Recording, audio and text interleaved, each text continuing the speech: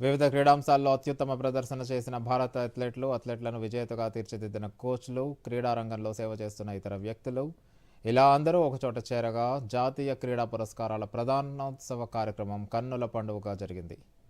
రాష్ట్రపతి భవన్లో జరిగిన ఈ వేడుకలో విజేతలకు రాష్ట్రపతి ద్రౌపది ముర్ము అవార్డులు అందజేశారు. 2024 సంవత్సరానికి గాను భారత అత్యున్నత క్రీడా పురస్కారమైన మేజర్ ధ్యాన్ చంద్ ఖేల్ రత్న పురస్కారానికి 4 క్రీడాకారులను కేంద్ర ప్రభుత్వం ఎంపిక చేసింది.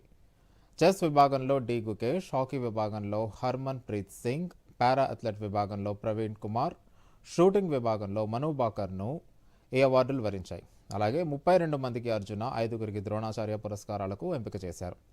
అర్జున పురస్కారాలు దక్కించుకున్న వారిలో 17 మంది పారా అథ్లెట్స్ ఉండటం విశేషం. అర్జున అవార్డులు అందుకున్న వారిలో తెలుగు రాష్ట్రాలకు చెందిన 2 క్రీడాకారులు ఉన్నారు. విశాఖకు చెందిన రన్నర్ జ్యోతి ఎర్రాజీ, వరంగల్ జిల్లాకు చెందిన పారా అథ్లెట్ జీవాంజీ దీప్తి 2024 సంవత్సరానికి గాను అర్జున అవార్డుకు ఎంపికయ్యారు.